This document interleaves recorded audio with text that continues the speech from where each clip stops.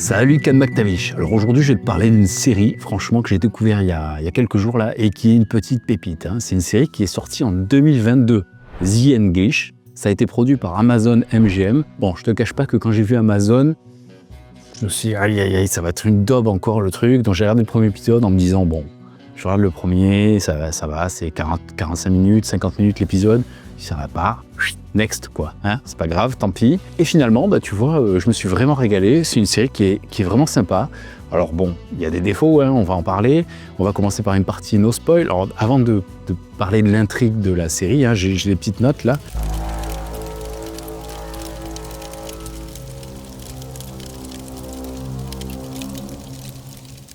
Donc c'est une série qui, je te l'ai dit, qui a été réalisée par Amazon, avec deux acteurs principaux, Emily Blunt, qu'on retrouve dans le film Sans un bruit, par exemple, entre autres, parce qu'elle a fait plein de films, elle est super, cette actrice, je la trouve très jolie, et elle joue très bien. Et le deuxième, c'est Shaskay, je l'ai noté là, Shaskay Spencer, je ne sais pas si je le prononce correctement, je pense que oui.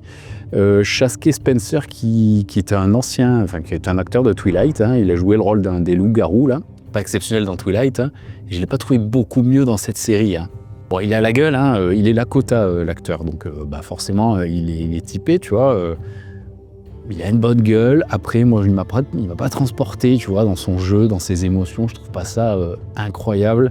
Pourtant, le personnage est bien écrit, mais ça fait le café, mais il n'est pas du niveau de Emily Blunt. Je sais pas si ça te le fait, toi, des fois, dans les films ou dans les séries, tu remarques en fait que dans le duo, le trio de tête d'acteurs, il y en a un qui écrase les autres, quoi. Bon, là, Emily Blunt, elle est incroyable, et lui, je trouve qu'il est un peu en retrait, quoi. Pourtant, il a un rôle central. Bon, ça, c'est mon avis. Donc pour l'histoire, je vais essayer de pas te spoiler l'intrigue. Donc on suit une jeune femme qui vient sur le continent américain et qui poursuit une espèce de quête de vengeance. Elle cherche à retrouver quelqu'un qui aurait tué son fils. Bon, voilà, ça c'est dans les grosses lignes. Et elle va croiser la route d'un Amérindien qui va un peu l'aider dans sa quête.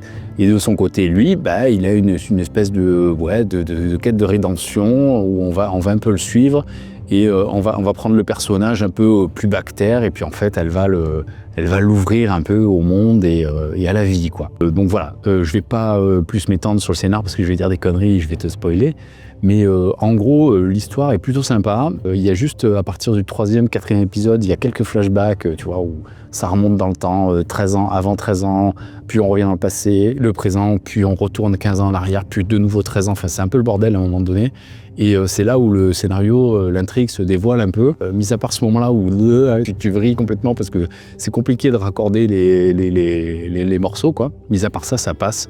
C'est plutôt cool, tu vois, c'est une fresque américaine, c'est un western. Petit reproche peut-être, c'est une Amérique très dangereuse qui est dépeinte dans la série. Je te spoil pas, mais ça canarde de partout, il y a des méchants. On dirait Red Dead Redemption 2, si t'as la ref, c'est un jeu vidéo. C'est vraiment une Amérique très très dangereuse, quoi. Dis donc, toi, tu sais que tu as la tête de quelqu'un qui vaut 2000 $? Oui. Mais toi, tu n'as pas la tête de celui qui les encaissera. Alors bon, ça l'était sûrement à cette époque-là, peut-être pas à ce point-là, quoi. Voilà, on en parlera plus dans la partie spoil. Sinon, au niveau historique, c'est plutôt cohérent. En termes de date, on est autour des années 1890. Donc c'est la fin des grandes guerres indiennes. Avec la reddition de Geronimo en 1886, il n'y a plus de gros conflits armés majeurs. Les États-Unis ont pris tout le territoire. Et il reste des miettes pour quelques nations amérindiennes survivantes, quoi. Et donc le héros, c'est un pony. Alors ce qu'on nous dit dans la série sur les ponis, c'est relativement vrai. Alors bien sûr, ça rentre pas dans les détails, c'est pas l'objet de la série. Les ponis, c'était une tribu qui était d'abord alliée des Français. Et les Français, ils se sont fait éclater. Ils ont perdu contre les Anglais à la fameuse guerre de 7 ans. Et ensuite, l'Angleterre, qui est donc ennemie des ponis, et sont devenus les États-Unis d'Amérique. Donc là, les ponis ont vu une opportunité de travailler avec peut-être les futurs vainqueurs, quoi. Et donc, ils se sont alliés aux États-Unis. Beaucoup de ponis sont devenus éclaireurs dans l'armée et ont combattu les autres tribus comme les Lakota, les Cheyennes ou les Arapaho, par exemple. Pony, ça veut dire aussi pariki, et pariki, ça se traduit par corne. Donc la crête là qu'il a dans toute la série, c'est plutôt cohérent. C'est une crête normalement qu'il faisait avec de la graisse de bison. Le truc, c'est que dans la série, je trouve que ça fait un peu trop coiffeur, tu vois.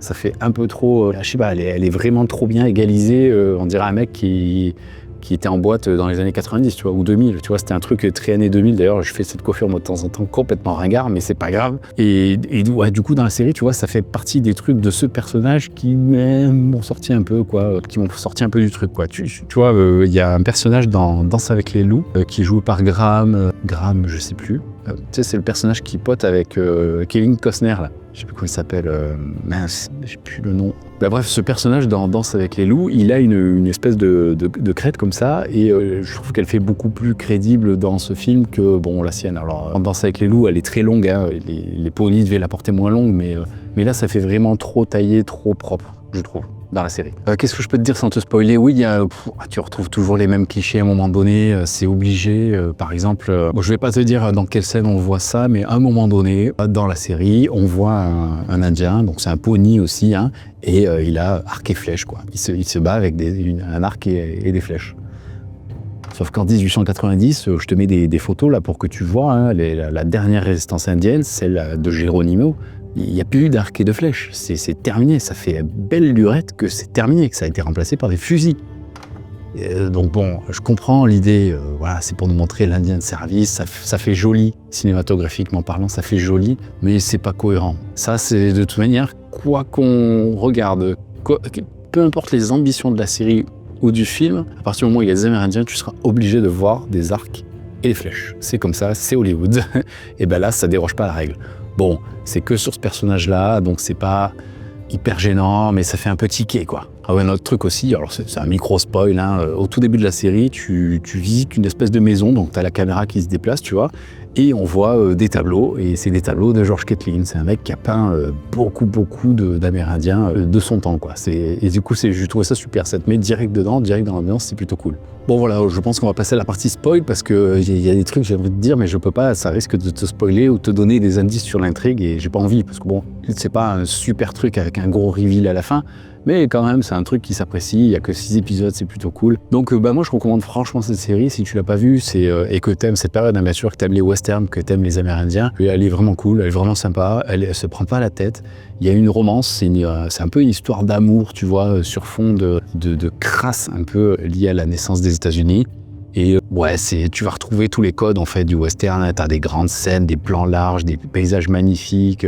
Il y a 2-3 scènes épiques, dont une qui m'a presque mis les larmes aux yeux tellement qu'elle est bien faite, tu vois, avec une petite musique sympa. Alors par contre, ouais, les musiques, j'en ai pas parlé. Elles sont sympas, elles portent bien, elles servent bien le scénar et la série. Mais il y a rien qui va te rester dans la tête, quoi. Hein. Ça va pas te marquer comme un Into the West ou un Danse avec les loups, par exemple. Tous les grands westerns, en fait, il y a une musique phare qui te reste dans la tête, tu vois. Et là, il y a pas ça. Voilà. Bon, c'est pas grave, ça passe. Je te recommande quand même d'aller voir la série. Elle est cool. Je me suis régalé, moi. Allez, on passe à la partie spoil.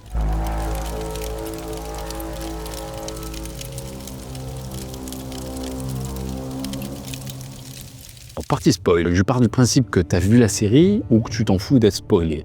Donc c'est parti, feu. Alors déjà, on voit des Mormons se faire éclater. Alors je pense que c'est des Mormons, pas sûr, à vérifier. Tu me diras ce que tu en penses si tu as vu la série. J'ai l'impression que c'est des Mormons. Ou sinon, j'ai entendu Ménalite, Mnémonite, ou enfin un truc comme ça. À cette époque-là, il y a beaucoup de religions, beaucoup de courants différents, plus ou moins extrémistes. Il est possible que je me plante, mais il me semble que c'est une forme de Mormon, parce qu'ils ont la même barbe en collier, tu vois, ce genre de truc là. Donc j'ai l'impression que c'est des Mormons. C'est la deuxième série là que je vois, récente, hein, du coup, 2022, celle-là, à l'aube de l'Amérique, c'était il y a 3 mois, 2 mois, je ne sais plus. Et déjà, on attaquait les Mormons en faisant une espèce de réécriture un peu de l'histoire, parce que dans l'aube de l'Amérique, hein, les Mormons, ils étaient pour rien. Ils étaient mêlés aux actions qui se sont déroulées, mais pas autant que le montre l'aube de l'Amérique. Et là, encore une fois, on voit des Mormons se faire déglinguer. Donc je sais pas, il faudrait que je regarde au niveau des bouquins d'histoire si les Mormons étaient réellement persécutés comme ça du temps de la création de l'Amérique, la conquête de l'Ouest, tout ça. Mais j'ai l'impression quand même qu'il y a une volonté de l'Amérique d'aller un peu taper sur les Mormons. Je sais pas pourquoi. Je trouve ça un peu bizarre. Bon, faudrait que je vérifie. Tu me dis dans les commentaires si t'en sais plus sur cette histoire de Mormons, parce que je trouve ça un peu flagrant, c'est un peu gratuit, quoi. Bon, il y a des trucs un peu obligés dans la série, comme par exemple la fameuse scène dont je te parlais de l'Indien, en partie no spoil. L'Indien, il fait partie d'un groupe de mercenaires, on va dire. Alors ça, c'est marrant, ça me fait penser aux jeux vidéo, encore une fois, hein, tu vois, il y a un type qui contrôle une zone, et en fait, dans cette zone, il délègue des espèces de sous-zones qu'il va attribuer à des mercenaires, tu vois, des genres de pas des mercenaires, genre de, je sais pas, de criminels un peu, tu vois. Et les criminels, ils sont hauts en couleur un petit peu, tu vois.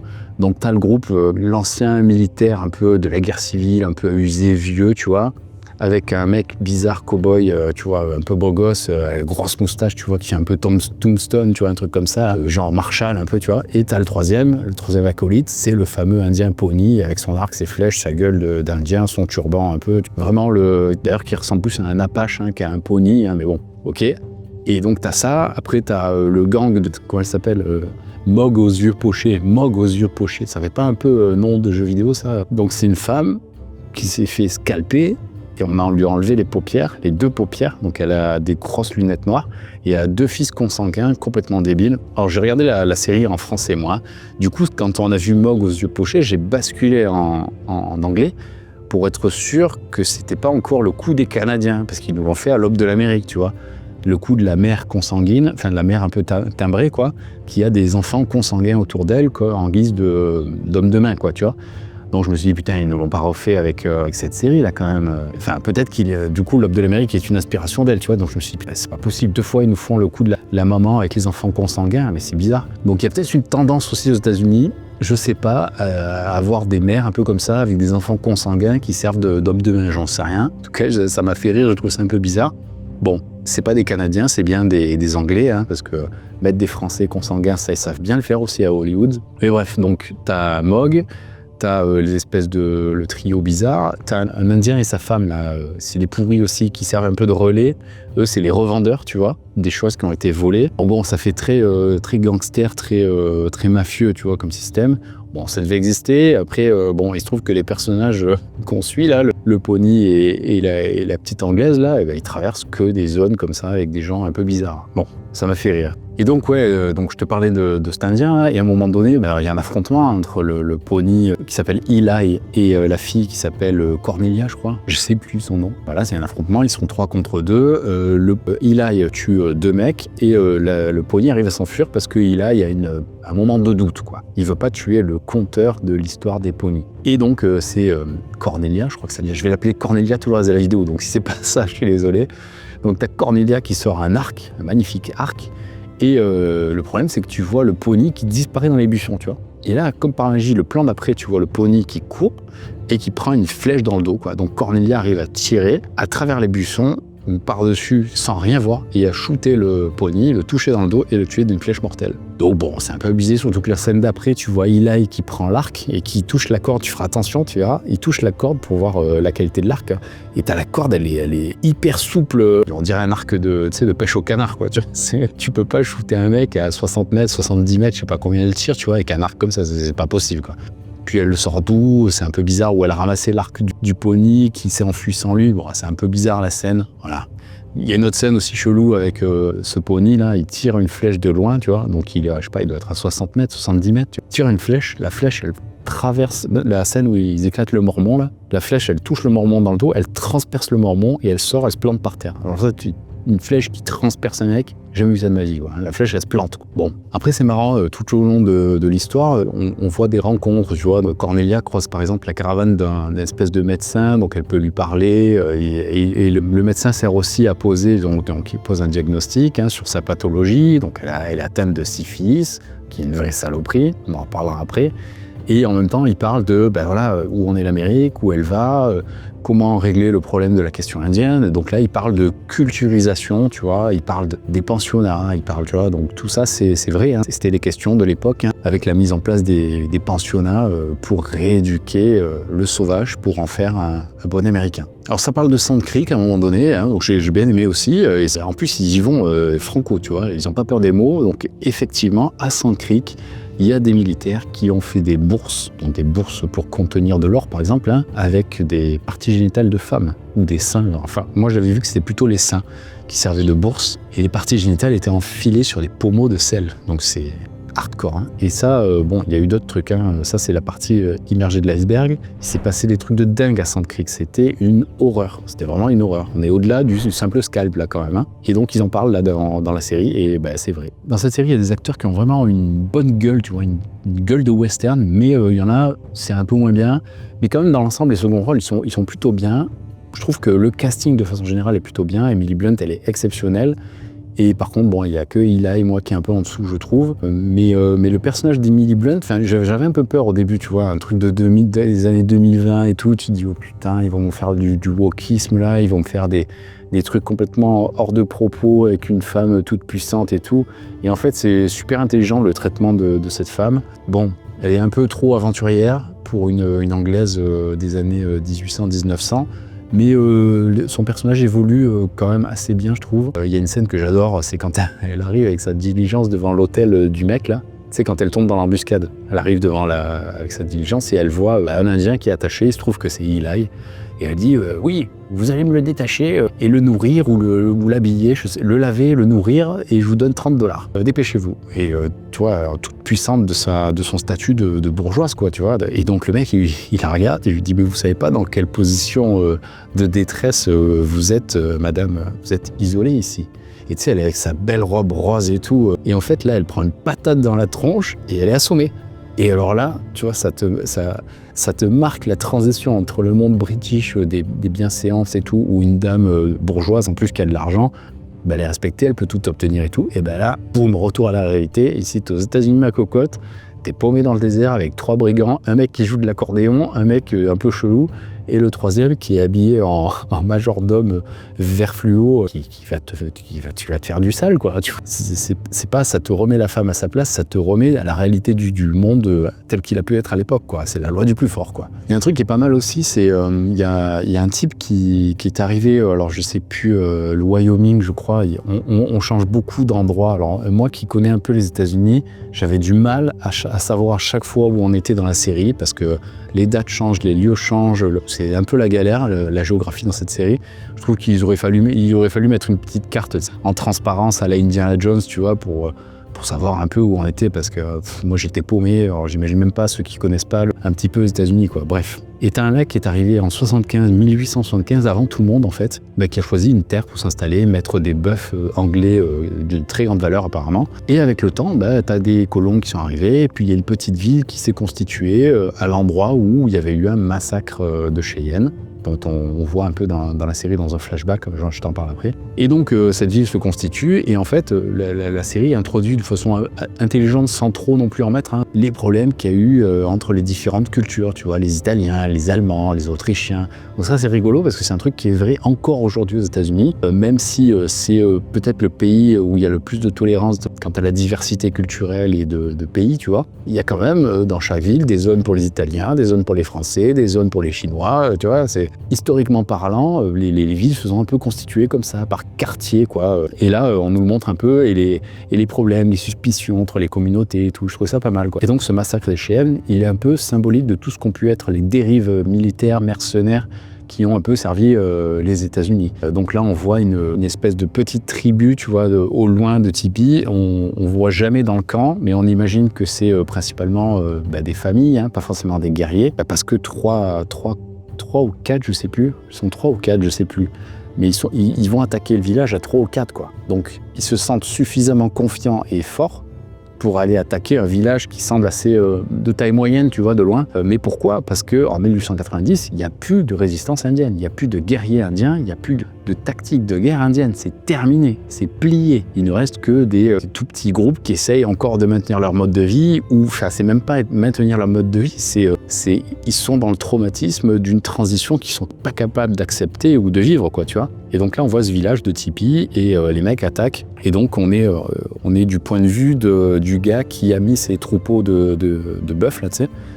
Pas encore à ce moment-là, parce que c'est un flashback. Et donc, on voit ce mec qui se bouche les oreilles. Et en fait, on entend au loin les bruits d'une Gatling. Donc, une Gatling, c'est une espèce de grosse mitraillette, tu vois, qui tire des balles. Et en fait, on voit pas le massacre, mais on voit ce mec qui se bouche les oreilles et on entend le bruit de la Gatling.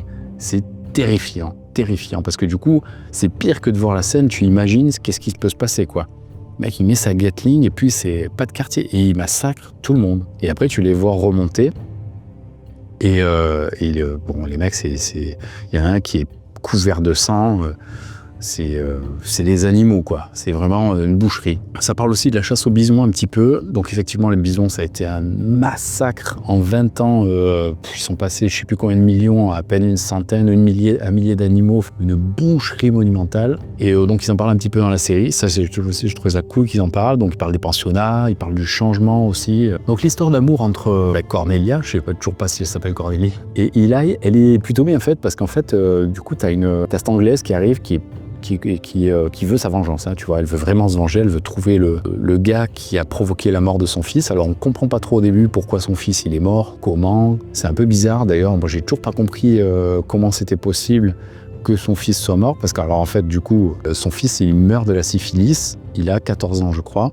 et donc c'est la syphilis qui a tué son fils. Donc elle veut retrouver l'homme qui lui a donné la syphilis à elle et qui du coup a fait que son fils est mort de ça. Donc c'est pas très clair dans la série parce qu'au final elle cherche un mec, mais donc elle est mariée à un certain Thomas. Alors je crois que Thomas, si j'ai bien compris, c'est le mec qui veut poser ces espèces de bœufs là, d'anglais. Et en fait elle cherche un mec. Alors ce gars, est-ce qu'il l'a violé, est-ce qu'il l'a embrassé, est-ce que c'est juste en parlant avec elle qu'il lui aura filé la syphilis? J'ai pas compris, je sais pas, j'ai pas compris.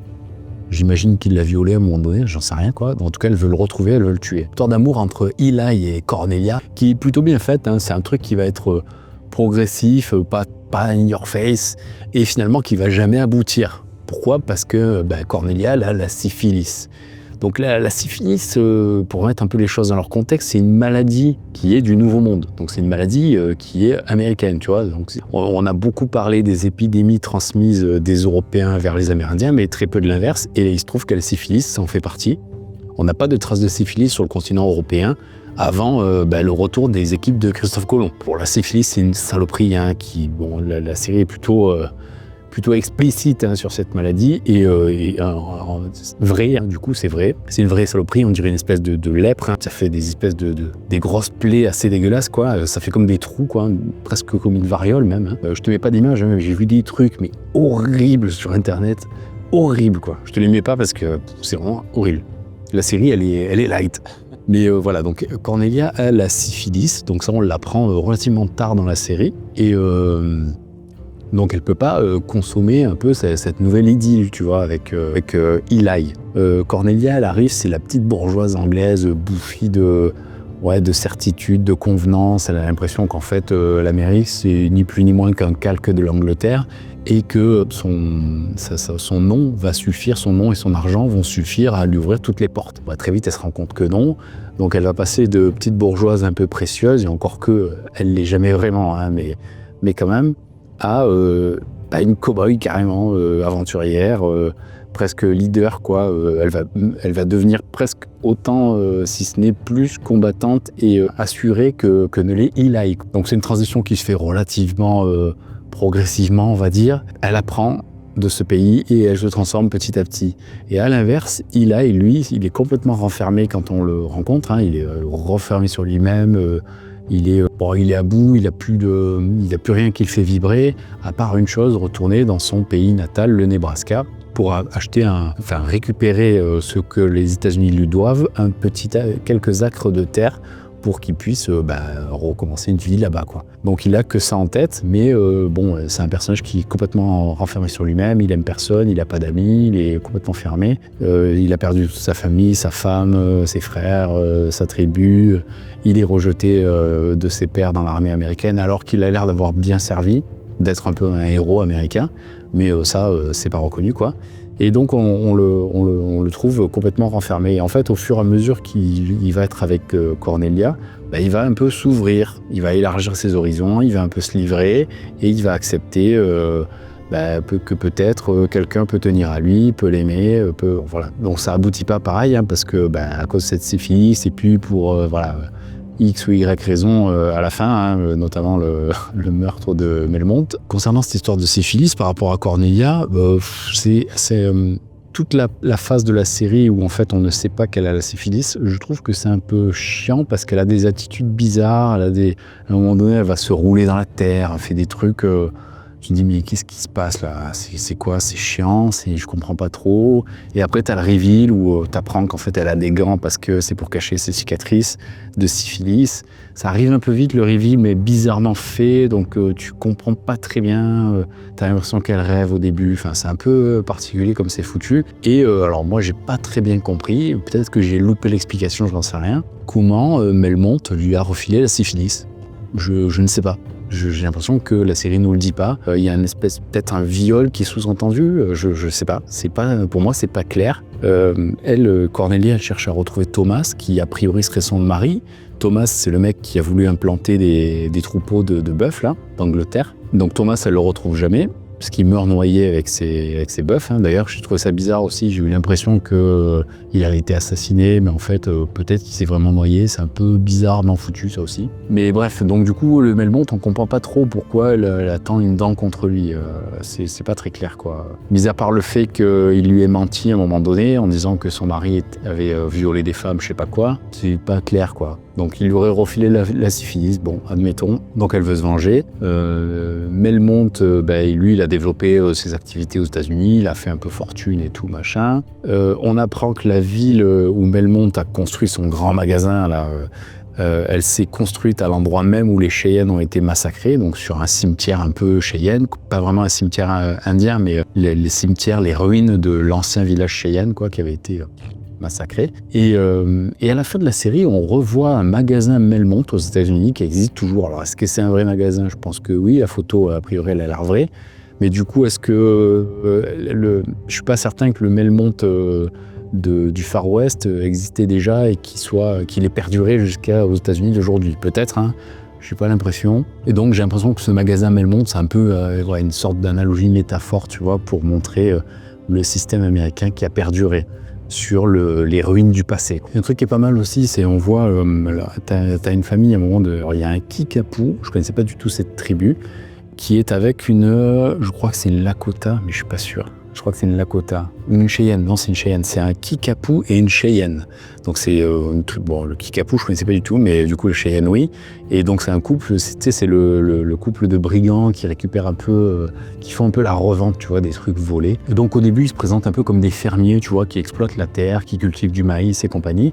Et en fait, on va se rendre compte que même eux, ils admettent que la terre qu'on leur a donnée, elle est pourrie, et que le sol, c'est du caillou, des graviers, que en fait, on peut rien faire pousser sur cette terre. C'était un peu le problème des terres qu'on a donné le fameux territoire indien, hein, en Oklahoma, là, qui faisait une partie de l'Oklahoma, on va dire. Et c'était des terres pourries, quoi, que personne voulait, et on a demandé aux Indiens de se civiliser et d'apprendre l'agriculture et de faire fructifier leurs terres, sauf que c'était des terres pourries, quoi. Et là, on le voit dans la série, donc c'est sympa. Et en fait, on se rend compte que voilà, le mec, il fait semblant, mais non, il n'y arrive pas. Il n'y arrive pas, alors du coup, ils sont mis à faire du trafic pour survivre. Qu'est-ce que j'ai écrit d'autre? Alors, il y a un moment donné, il y a un truc qui est un peu chelou. Il y a un chasseur de bisons là, qui va pour tirer sur Eli, Cornelia et un petit garçon d'un Amérindien. Et il a une position de tir, le mec, je te mets une photo, je vais pas le mimer parce que je vais faire carnage, mais le type, il a une position de tir, ça me semble complètement impossible. Je sais pas s'il y a un expert d'armes à feu, mais rien que le recul d'une arme pareille, là, je crois que c'est du 50-60 là, qui tire, ça doit avoir un recul de fou. Et le mec, il bloque la crosse de son fusil avec sa main comme ça. Là, la crosse, elle est là. C'est stylé, hein, c'est marrant, hein, mais ça me semble un peu abusé comme truc. À mon avis, c'est impossible, quoi. Ah oui, il y a la charge. Du coup, je crois que c'est juste après cette scène-là, dans l'épisode 5. Moi, j'ai noté l'épisode 5, il y a une charge qui est trop stylée. Il y a deux mecs, justement, juste après cette scène-là, l'autre avec son truc, ils se font tuer, les deux, là. Et après, t'as une charge stylée où t'as deux cavaliers américains qui arrivent d'un côté et t'as Eli qui arrive de l'autre côté, seul, tu vois. Il y a une petite musique avec un plan super large et ça canarde des deux côtés. Et à la fin, il y a que Eli qui est debout et les deux tombent. Elle est super stylée, cette scène, ça m'a j'ai eu des frissons, tu vois, une petite larme à l'œil presque. J'ai surkiffé. C'est des moments comme ça qu'on veut dans les westerns. Et l'avantage de celui-là, c'est qu'il est sur 6 épisodes, il prend son temps. Donc quand il y a une scène un peu épique comme ça, elle t'embarque, quoi, tu vois, c'est trop bien, j'ai adoré. Il y a la photo là, avec quand elle demande au médecin de la prendre en photo avec Eli. C'est fou parce qu'elle lui dit je voudrais que vous me preniez en photo avec Eli tant que j'ai ce visage là, quoi. pas abîmé par la syphilis. Et elle prend, donc il pose pour la photo, et en fait, Eli qui lui met la main sur l'épaule en lui disant parce que t'as pas besoin de m'avouer ce que t'as, j'ai compris, quoi, je le sais. Et du coup, elle se tourne à ce moment-là, elle le regarde.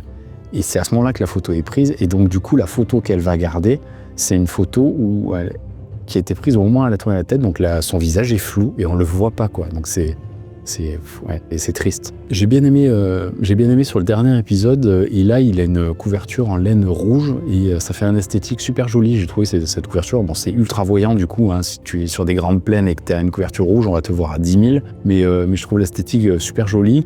Et ça contrebalance du coup le fait que par contre, toute la série, l'image elle est jaune, quoi. Vraiment elle est jaune.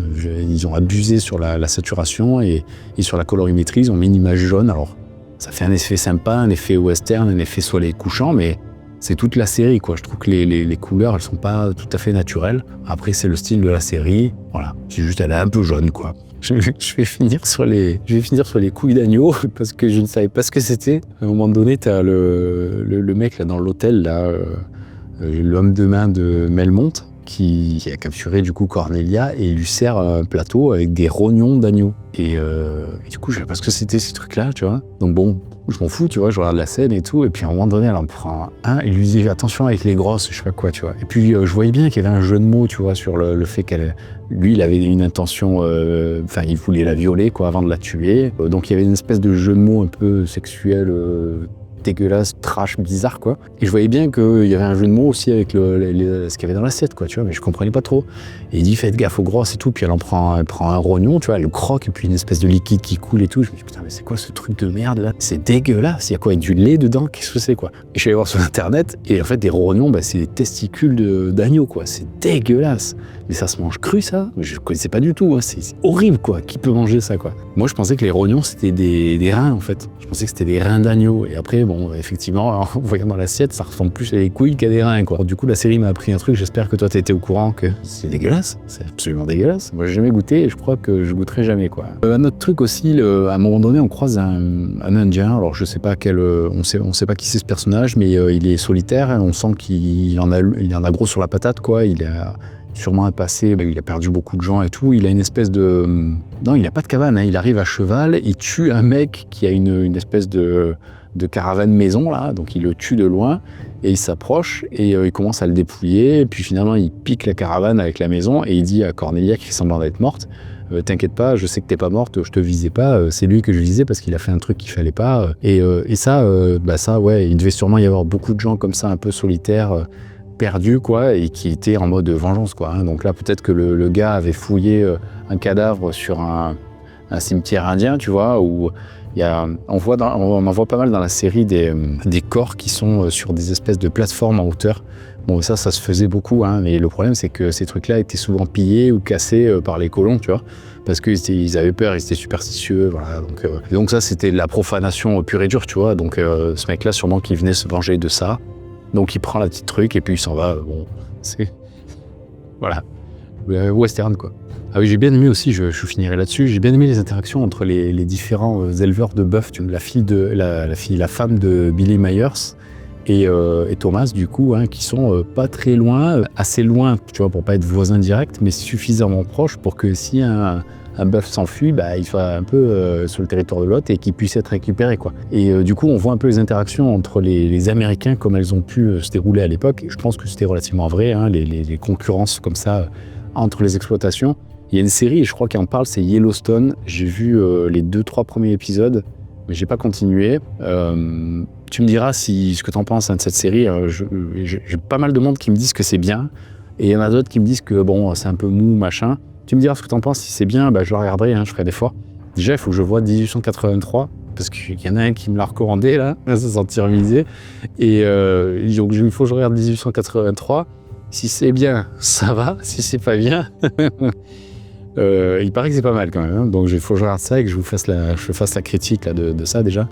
Mais Yellowstone, il paraît que c'est pas mal et ça montre bien justement ces espèces de rivalités territoriales, on va dire, entre les différents éleveurs producteurs, quoi. c'est sympa dans cette série qu'on le voit parce que ça fait partie aussi de la conquête de l'Ouest et de l'expansion des États-Unis. Voilà. Bon, je vais m'arrêter là-dessus. Tu me diras ce que tu en as pensé de cette série. Moi, j'ai trouvé vraiment sympa. Je te la recommande si tu l'as pas vue. Si tu veux une série rapide, mais bien développée, pas trop cliché, avec un peu tous les trucs qui fonctionnent dans les westerns classiques, quoi, mais modernes, elle est pas mal. Hein. Bon, on voit pas trop la partie amérindienne. On voit quelques Amérindiens, mais c'est pas trop développé. C'est plutôt quand même la naissance des États-Unis et une grosse romance quand même, une histoire d'amour, quoi. C'est quand même plutôt centré là-dessus. Mais c'est pas mal. Moi j'ai adoré l'acteur qui fait Melmond d'ailleurs, hein, je trouve il incarne super bien, il a une tête de filou, quoi. Je te mets une photo là, il est génial, je trouve, il est trop bien. Bon voilà, je vais m'arrêter là-dessus. Si t'as aimé la vidéo, pense au petit pouce bleu comme d'habitude, hein. Si t'es pas abonné, abonne-toi. Clan et Tribu, c'est une chaîne d'histoire qui parle de petits groupes d'hommes et de femmes qui réalisent des choses incroyables. De temps en temps, je fais des critiques de films, de séries, voire même de jeux vidéo, pourquoi pas un de ces quatre, hein, j'en sais rien, qui va se concentrer plutôt sur les aspects historiques, tu vois, du truc. Voilà. Bon, je te dis à la prochaine. Ciao.